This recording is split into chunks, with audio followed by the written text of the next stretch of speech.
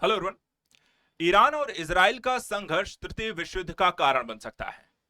Israel के द्वारा जब ईरान के परमाणु ठिकानों पर अटैक किए गए, मिसाइल और यहां पर जेट से बमबारी की गई, उसके जवाब में ईरान के द्वारा भी इजराइल के कई सारे क्षेत्रों पर यहां पर अटैक किए गए। यह संघर्ष युद्ध के दौर में प्रवेश करता ही है कि अब अमेरिका ने इजराइल का साथ देते हुए ईरान को सरेंडर करने की बात कही गई, और नहीं तो अमेरिका यह भी प्लान बना रहा है कि वो ईरान के परमाणु ठिकानों पर यहां पर अटैक करेगा। यानी कि अब धीरे धीरे इन दो देशों के मध्य संघर्ष की स्थिति में तीसरे देश का प्रवेश। अमेरिका के कई सारे विरोधी देश हैं जो ईरान का यहां पर समर्थन कर रहे हैं और खुले तौर पर कर रहे हैं। चीन, टर्की, पाकिस्तान जैसे देशों के द्वारा, साथ ही साथ रशिया जो है वो ईरान का समर्थन कर रहे हैं। ऑलरेडी अगर हम देखें, जब इस तरह की स्थितियां क्रिएट होती हैं तभी विश्व युद्ध होता है। ऑलरेडी अगर हम इस समय वर्तमान समय की व्यवस्था पर नजर डालें तो सिर्फ यही एक युद्ध नहीं है। इस समय विश्व में कई सारे अन्य यहां पर संघर्ष चल रहे हैं। एक तरफ रूस और यूक्रेन का युद्ध चल रहा है, इजराइल और फिलिस्तीन का युद्ध चल रहा है, भारत और पाकिस्तान के मध्य युद्ध का दौर होते हुए थोड़ा रुका हुआ है, सीजफायर की स्थिति है, लेकिन वो वापस से कभी भी फिर भी शुरू हो सकता है। और इसके साथ साथ छोटे मोटे कई सारे संघर्ष हैं। चीन का ताइवान के साथ, दक्षिण चीन सागर में तनाव की स्थिति है, आर्मेनिया अजरबैजान की एक स्थिति यहां पर आपको बनी हुई है, और ये सारी चीजें कहीं ना कहीं एक विश्व युद्ध का यहां पर बम फोड़ने को लेकर के तैयार है। इन घटनाओं को एक बेहतर ढंग से समझने के लिए आपको एक यहां पर सारी चीजों को, घटनाक्रम को एक दूसरे से लिंक कैसे हो रही हैं वो समझाते हैं। सबसे पहले जो ईरान और इजराइल का यहां पर युद्ध चल रहा है उसकी कहानी हम यहां पर वर्तमान की स्थिति से अंदाजा लगा सकते हैं। देखिए, दो न्यूज यहां पर आती हैं। पहली, ईरान का इजराइल से जंग का एक आधिकारिक ऐलान किया जाना, यानी कि अब ऑफिशियल हो चुका है। अभी तक जो संघर्ष और कॉन्फ्लिक्ट की सिचुएशन थी, फाइनली ईरान ने यह घोषणा कर दी है कि हम इजराइल के साथ अब युद्ध में हैं। और उन्होंने यह भी कहा है, और इसके संदर्भ मिसाइल अटैक शुरू किए गए हैं। खामनेई जो कि वहां के एक सुप्रीम लीडर हैं ईरान के, उन्होंने कहा है कि यहूदी शासन पे अब कोई दया नहीं दिखाई जाएगी। वहीं दूसरी तरफ एक न्यूज और भी यहां पे चर्चा का विषय रही है। खामनेई के द्वारा जंग की शुरुआत की जाने के बाद ट्रंप ने कहा है कि हमें पता है कि सुप्रीम लीडर जो ईरान के हैं वो कहां छिपे हैं और बंकर कहां है, हम उस पर यहां पर बम गिरा करके जो उनको पूरी तरीके से उनको मार सकते हैं, उनकी हत्या कर सकते हैं और उनके परमाणु ठिकानों को नष्ट कर सकते हैं। यानी कि इजराइल के पक्ष में यहां पर अमेरिका का उतरना, ईरान के द्वारा युद्ध की घोषणा करना, इस दौर की यहां पर शुरुआती चरण की स्थिति को रख चुका है। अब दिखाते हैं आपको कैसे एक एक करके यहां पर कई सारे जो देश हैं इसमें शामिल होते हुए दिखाई देते हैं। World war 3 loading. अब यहां पे देखिए वस्तु स्थिति कैसी है। भारत जो है अभी भी तटस्थता की स्थिति में है, और फिलहाल वो यहां पे देखा है इंडियन एम्बेसी के द्वारा इंडियंस को ईरान और इजराइल से निकालने का काम चल रहा है। वहीं इजराइल जो है उसने अपने जो ईरान के कैसे कि राजधानी है तेहरान से, वहां पे कहा है कि जो नागरिक हैं वो यहां पे तेहरान को खाली करें, क्योंकि हम यहां पर कुछ बड़ा प्लान कर रहे हैं और बड़े अटैक की तैयारी कर रहे हैं। चाइना वहीं दूसरी तरफ कहता है कि इजराइल के को यहां पर वार्न करता है, कहता है कि जितने भी चाइनीज हैं वो यहां पर इजराइल से निकले। तो एक मतलब यह भी निकलता है क्या चाइना कुछ प्लान कर रहा है इजराइल के विरुद्ध, या ईरान को कुछ यहां पे सप्लाई करेगा जिसके माध्यम से वो यहां पर अटैक करने जा रहा है। इसके अलावा ट्रंप यहां पर कहते हैं कि आप जल्दी से जल्दी सभी यहां पर तेहरान को छोड़कर जाएं नागरिक, और हम यहां पर इसको कुछ बड़ा करने की प्लान यहां पर कर रहे हैं। वहीं पुतिन के द्वारा साथ ही में क्रीमिया पर उसके साथ साथ यूक्रेन पर बड़े हमले किए जा रहे हैं। यानी कि जो दौर है विश्व का वो कुछ इस तरीके से बढ़ता हुआ दिखाई दे रहा है। यह है आपका, यहां पर आप देखें तो यह है इजराइल और यह है आपका ईरान। ईरान का जो साथ देने वाले देश यहां पर हैं, तो एक तरफ आप देखें तो इसमें रशिया है, चाइना जैसे देश हैं, टर्की इसमें है, चाइना है, रशिया है और पाकिस्तान जैसे देश हैं जो ईरान का साथ देते हुए दिखाई देते हैं। वहीं अगर हम इजराइल का पक्ष लेने की बात करें तो इसमें आपको यूएसए है, कनाडा है, आपको साथ साथ यहां पर देखें, इसके अलावा इजिप्ट जैसे देश हैं, यूक्रेन है, फ्रांस है। जो सारे जो देश यहां पर आपको देखने को मिल रहे हैं, खासकर हम बात करें जो G7 में है, इटली जैसे जो देश हैं, फ्रांस है, जर्मनी है आपका, इसके अलावा यूके है, कनाडा है, अमेरिका जैसे जो देश हैं, वो इसके पक्ष में आपको दिखाई देते हैं। क्या भारत भी यहां पर इजराइल का पक्ष लेगा? देखिए, इजराइल ने कई सारे मौकों पर भारत का साथ दिया है और अगर विश्व युद्ध की स्थिति आएगी तो आप यहां पर अपोजिट की स्थिति में देखें तो ना तो भारत के संबंध टर्की के साथ अच्छे हैं, ना चाइना के साथ अच्छे हैं और ना पाकिस्तान के साथ अच्छे हैं। और ऐसी स्थिति में अगर उसे किसी का पक्ष लेना होगा तो यहां पर इसको पक्ष को यहां पर समर्थन करेगा और कहीं ना कहीं वो डायरेक्ट ईरान पर तो हमला नहीं करेगा, लेकिन हाँ पाकिस्तान जैसे देशों को यहां पर रोकने का प्रयास जरूर करेगा। तो एक तरीके से डायरेक्टली इनडायरेक्टली भारत भी यहां पर इन्वॉल्व इसमें हो सकता है। इस कहानी के कई सारे पहलू हैं, एक एक अगर हम देखें एक एक देशों का क्या क्या यहां पर स्टांस है वो आपको देखिए। सबसे पहले अगर हम देखें तो इजराइल के जो यहां पे लीडर हैं वो यूएस, यूके, फ्रांस को यहां पर कहते हैं कि आप यहां पर इस युद्ध से दूर रहें, अन्यथा हम आपके सभी जो बेस हैं उनको यहां पर हमला कर सकते हैं, उनको आसानी से नष्ट कर सकते हैं और आप यहां पर इसके लिए खुद जिम्मेदार होंगे। साथ ही साथ ईरानियन स्टेट्स मीडिया भी यहां पर आपको कहती हुई दिखाई देती है कि it is preparing for the large and most intense missile attack in history of Israel, यानी कि सबसे बड़े यहां पर मिसाइल अटैक की प्लान दूसरी तरफ ईरान के द्वारा इजराइल पर की जा रही है। और दूसरी तरफ उसने कहा है कि यूके, फ्रांस और जो अमेरिका जो है वो इससे दूर रहे, अन्यथा उनको भी यहां पे टारगेट किया जाएगा। तो ईरान का सीधा से यहां पर एक अपने जो प्रतिरोधी हैं देश हैं उनको चुन लिया गया है। अब चलिए बात करते हैं यहां पर ईरान को समर्थन कैसे और किसका प्राप्त है। इसमें सबसे बड़ा जो देखिए अमेरिका के शामिल होने से रशिया और चाइना जो दोनों देश हैं वो यहां पर सीधे सीधे इजराइल और अमेरिका के विरोधी हैं। और चाइना ने यहां पर आप देखें तो वर्ल्ड वॉर 3 के संदर्भ में अपने सिटीजन को कहा है कि सबसे पहले तो आप इजराइल को छोड़ करके वहां से निकलिए और जितना जल्दी हो सके इजराइल को वहां पर छोड़ना है। इसके अलावा ईरान को इजराइल ने सीधे सीधे इजराइल से चाइना ने इजराइल को यह भी कहा है कि देखिए आप ईरान के साथ बात करिए, रिसॉल्व करिए अपने मुद्दे को, युद्ध के दौर में यहां पे प्रवेश मत करिए और चीजें जितनी जल्दी हो सके रोकिए। तो यानी वो दो तरफा यहां पर इजराइल पर एक दबाव बनाने की कोशिश कर रहा है, इजराइल से अपने लोगों को वापस बुला रहा है, दूसरी तरफ उनको यह भी कह रहा है कि आप ईरान के साथ मिलकर के मुद्दे को सुलझाइए।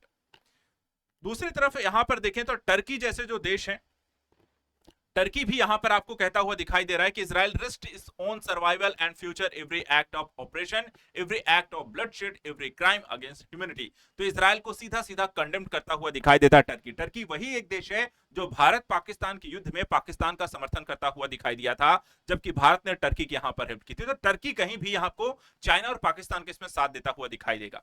इसके अलावा रशिया जो देश है वो चाइना और पाकिस्तान के साथ मिलकर के ईरान को यहां पर कह रहा है कि उसके पास न्यूक्लियर वेपन्स होने चाहिए और उसको अपनी सुरक्षा और इजराइल के विरुद्ध यहां पर अपने आप को आत्मरक्षा के लिए यहां पर उसके पास कहीं ना कहीं सब जो परमाणु हथियार हैं वो होने चाहिए। कहीं ना कहीं ये चाइना है और पाकिस्तान है और इसके अलावा अगर हम देखें तो इस रशिया, तीनों ही यहां पे परमाणु संपन्न देश हैं, ईरान का समर्थन करते हैं तो उनको टेक्नोलॉजी बाकी सारी चीजें भी प्रोवाइड कराकर उसे परमाणु शक्ति संपन्न देश भी बना सकते हैं। और ये खतरे की घंटी इसलिए भी है क्योंकि अरब देशों में अगर ईरान के द्वारा कहीं ना कहीं परमाणु हथियार हासिल किया गया तो अरब पूरे क्षेत्र में परमाणु हथियार बनाने को लेकर के एक नई यहां पे जंग शुरू हो जाएगी।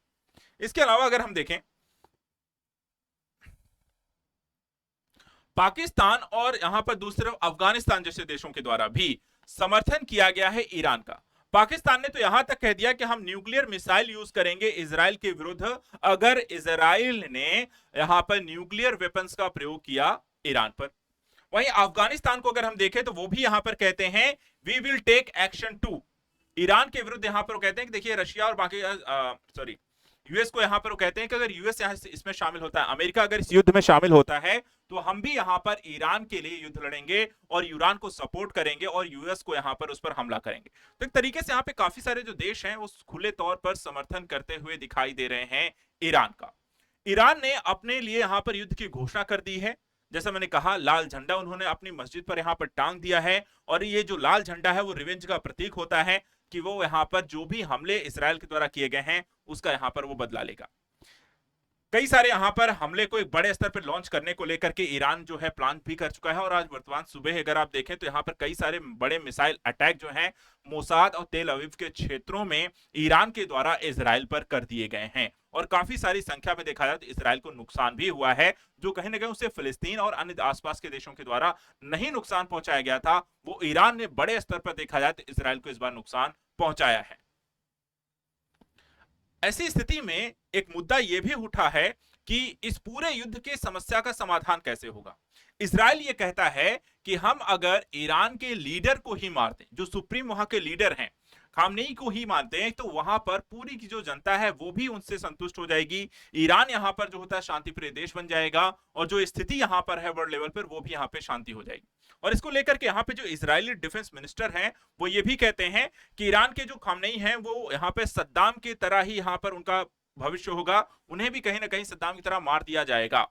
और ट्रंप को अगर हम देखें तो ट्रंप भी ऐसा ही कुछ डायरेक्टली अपने यहाँ पे ट्वीट करते हुए दिखाई देते हैं। कहते हैं कि supreme leader is hiding, he is easy target but is safe, there we are not going to take him out. यानी कि उनको हम मारने नहीं जा रहे हैं, लेकिन मुझे पता है कहां छुपे हुए हैं, बंकर कहां है, और उनको नष्ट करने को लेकर, मारने को लेकर के मेरे पास हथियार भी पर्याप्त है। यानी कि स्थिति अगर गंभीर होती है, आउट ऑफ कंट्रोल होती है, तो जैसा अमेरिका ने द्वितीय विश्व युद्ध के दौरान जापान को हराने के लिए फाइनली परमाणु बम अटैक कर दिया था उनके 2 शहरों पर, तो हो सकता है कि यहां पे ईरान के लीडर को मार दिया जाए।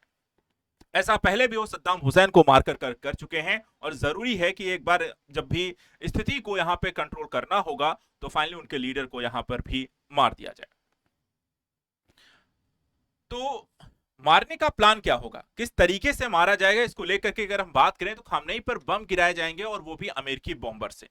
और ये सीधा अमेरिका करेगा, क्योंकि ये जो क्षमता है सिर्फ अमेरिका के पास है, इजराइल के पास भी ये क्षमता नहीं है।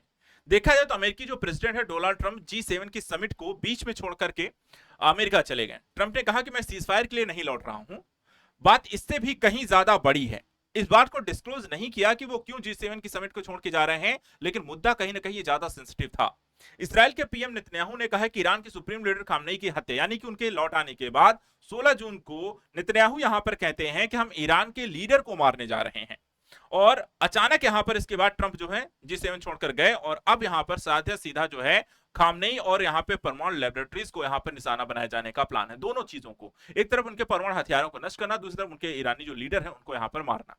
वर्तमान समय अगर हम देखें यहाँ पे जो स्टेटमेंट आया था नेतन्याहू का, हम वही कर रहे हैं जो हमें करना चाहिए। खामनेई को निशाना बनाना संघर्ष को बढ़ाएगा नहीं बल्कि इसे खत्म कर देगा। और अगर ऐसा यहां पर होता है तो ये कहीं ना कहीं अमेरिका के द्वारा इसका समर्थन होगा, और ईरान की गद्दी फिर कौन संभालेगा, फिर कहीं ना कहीं यहां पर ईरान, जैसे अमेरिका हमेशा करता आया है, जिस भी देश में तख्ता पलट करना होता है उनके लीडर्स को मारा जाता है, सेना सरकार गिराई जाती है, और उसके बाद अपने किसी हितैषी को ईरान की फिर वहां की सरकार का हिस्सा बना दिया जाता है, जैसे उन्होंने बांग्लादेश में किया। बांग्लादेश में अमेरिका के द्वारा तख्ता पलट किया गया, शेख हसीना को भाग करके भारत का शरण लेना पड़ा, और उसके पश्चात यहां पर बांग्लादेश में यूनुस को बैठा दिया गया है। और इसी के दृष्टिकोण से अगर हम देखें तो अमेरिका और भारत के संबंध वर्तमान समय में अच्छे नहीं हैं। ट्रंप लगातार भारत पर दबाव बनाने की कोशिश कर रहे हैं, लेकिन स्थिति यहां पर ऐसी ही है, और अमेरिका एक बार फिर से ईरान में भी कुछ वैसा ही करने की कोशिश करेगा। चलिए बता देते हैं ईरान के जो लीडर हैं इनके बारे में भी थोड़ी सी जानकारी आपको। ईरान में 36 साल, ईरान में देखें तो 36 साल से सबसे ताकतवर जो लीडर हैं वो है खामेनेई। इनका जो जन्म हुआ था 19 अप्रैल 1939 को नजफ, यहां पर आप देखते हैं इराक के नजफ क्षेत्र में, और इनका 1981 के राष्ट्रपति बने हैं और 8 साल तक यहां पर इस पद पर रहे। इनकी जो शिक्षा है मशहद, ईरान और नजफ और इराक में यहां पर हुई है। 1989 में खुमैनी की मौत के बाद ईरान के सुप्रीम लीडर यहां पर बन जाते हैं, तो यहां पर राष्ट्रपति भी रह चुके हैं, और उसके बाद ये सुप्रीम लीडर 1989 से बन जाते हैं। अब तक अगर हम देखें तो क्या क्या घटनाएं हो चुकी हैं उसके भी एक बारे में बता दें कि अब तक जो युद्ध की स्थिति बनी हुई है, क्या यह विश्व युद्ध का दौर बनेगा कैसे। देखिए शुरुआत हुई थी 13 जून को, इजराइल ने ऑपरेशन राइजिंग लाइन शुरुआत की, ईरान पर 200 फाइटर जेट से हमला किया। इजरायली ऑपरेशन में ईरान के 14 वैज्ञानिक मारे और 20 से ज्यादा यहां पर मिलिट्री कमांडर मारे जाते हैं। ईरान ने भी पलटवार किया, 2 प्रॉमिस 3 यहां पर एक कह सकते हैं ऑपरेशन यहां पे लॉन्च किया, और कई सारी मिसाइलें इसके तहत यहां पर इजराइल पर दागी गई। नेतन्याहू को यहां पर सेफ जगह पर शिफ्ट किया गया, और ट्रंप बोले कि ईरान के पास अभी भी समझौता करने का वक्त था। अगले दिन आता है 14 जून को। 14 जून को देखा जाए तो ईरान ने इजरायली रक्षा मंत्रालय को निशाना बनाया। ईरान ने 3 इजरायली F-35 फाइटर जेट मार गिराने का भी दावा किया, और ईरान अमेरिका के बीच यहां से हो जाती है न्यूक्लियर वार्ता पूरी तरीके से रद्द। 15 जून को अगले दिन देखा जाए तो इजराइल फिर यहां पर अटैक करता है, ईरान के 3 तेल गैस ठिकानों पर हमला करता है। ईरान ने मुस्लिम देशों से एक होने की यहां पर इसके बाद अपील करता है। इजराइल ने ईरानी रक्षा मंत्रालय पर हमला किया, और ईरानी हमलों से यहां पे हाइफा के रिफाइनरी सेंटर को भी यहां पर जवाब में नुकसान पहुंचाया गया। 16 जून को अगर हम देखें तो ईरान का इजराइल पर सबसे बड़ा हमला हुआ और करीब यहां पर 8 लोग मारे जाते हैं और 200 से ज्यादा लोग यहां पर आपको घायल हो जाते हैं। ईरान के विदेश मंत्रालय पे इसके जवाब में इजराइल के द्वारा हमला किया जाता है और ईरान ने इजराइल का एक और F-35 मार गिराने का इसके बाद दावा किया। 17 जून को यहां पर देखा है तो एक बार फिर से ईरान का इजराइल में मोसाद के हेडक्वार्टर पर हमला कर दिया जाता है और ईरान से 600 से ज्यादा विदेशी जो हैं वो धीरे धीरे अब ईरान छोड़ करके अजरबैजान के रास्ते बाहर निकल रहे हैं, आर्मेनिया के रास्ते भारतीय यहां पर बाहर जा रहे हैं और 21 मुस्लिम देशों ने इजरायली हमले की यहां पर आलोचना की है, यानी मुस्लिम देश एकजुट हुए हैं। वहीं दूसरी तरफ अगर हम देखें तो G7 समिट में G7 जो देश हैं, जब समिट यहां पर समाप्ति की ओर है तो उन्होंने एक आम सहमति यहां पर व्यक्त की कि इजराइल को आत्मरक्षा का अधिकार है। और जी समिट यहां पर देखा जाए तो उसमें यहां पर ट्रंप प्रस्ताव पर फाइनल यहां पर कोई साइन नहीं करते हैं, लेकिन जो बातें यहां पर आपको क्लियर हो चुकी हैं कि G7 जो है यहां पे इजराइल का पक्ष लेता हुआ दिखाई दे रहा है, यानी विश्व अलग अलग गुटों में बंटना शुरू हो चुका है, समर्थन देना शुरू कर चुके हैं अपने अपने पक्षों को और ये युद्ध क्या विश्व युद्ध में परिणत हो सकता है उसके आसार बहुत ज्यादा हैं। लेकिन होगा या नहीं होगा ये आने वाली घटनाएं बताएंगी। क्या युद्ध को शांति से भी यहां पर निपटा दिया जाएगा?